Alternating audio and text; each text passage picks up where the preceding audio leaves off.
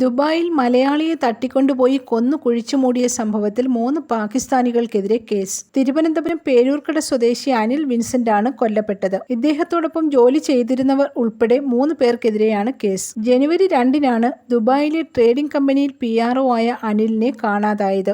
ഇതേ കമ്പനിയിൽ ജോലി ചെയ്യുന്ന സഹോദരൻ പ്രകാശിന്റെ നിർദ്ദേശപ്രകാരം സ്റ്റോക്ക് പരിശോധനയ്ക്ക് പാകിസ്ഥാൻ സ്വദേശിയോടൊപ്പം പോയ അനിൽ പിന്നീട് മടങ്ങിയെത്തിയില്ല. കുടുംബത്തിന്റെ പരാതിയെ തുടർന്നുള്ള അന്വേഷണത്തിലാണ് പ്രതികൾ പിടിയിലായത്. കേസ് കൊടുക്കാനും അന്വേഷണത്തിനും പ്രകാശിനും ഓഫീസ് ജീവനക്കാർക്കുമൊപ്പം പ്രതിയായ പാകിസ്ഥാനിയും ഉണ്ടായിരുന്നു. പിന്നീട് ഒളിവിൽ പോയ ഇയാളെ അറസ്റ്റ് ചെയ്യുകയായിരുന്നു. മൃതദേഹം മറവ് ചെയ്യാൻ കൊണ്ടുപോയ വാഹനത്തിന്റെ ഡ്രൈവറായ പാകിസ്ഥാനി പൗരൻ നാട്ടിലേക്ക് കടന്നുകളഞ്ഞു. കൊലപാതകത്തിന് സഹായിച്ച മറ്റു 2 പേരാണ് കസ്റ്റഡിയിലുള്ളത്. ജോലി സംബന്ധമായ മുൻ വൈരാഗ്യമാണ് കൊലപാതകത്തിന് പിന്നിലെന്ന നിഗമനത്തിലാണ് പോലീസ്. ഭൗതിക ശരീരം നാട്ടിലെത്തിച്ച് സംസ്കരിച്ചു. News desk press Malayalam. ഈ റിപ്പബ്ലിക് ദിനാഘോഷം മനോഹരമാക്കാം രാജകുമാരി ഗോൾഡ് ആൻഡ് ഡയമണ്ട്സിന്റെ വമ്പൻ ഓഫറുകൾക്കൊപ്പം. ഇന്ത്യയുടെ 75ാം റിപ്പബ്ലിക് ദിനം പ്രമാണിച്ച് 75-ലധികം ഗോൾഡ് കോയിനുകൾ സൗജന്യമായി സ്വന്തമാക്കാൻ സുവർണാവസരം. കൂടാതെ സ്വർണം വാങ്ങുമ്പോൾ ഗ്രാമിന് 75 രൂപയുടെ കിഴിവും പഴയ സ്വർണം എക്സ്ചേഞ്ച് ചെയ്യാനുള്ള അവസരവും. രാജകുമാരിയുടെ ഫ്രീഡം സെയിലിന്റെ ഭാഗമായുള്ള ഈ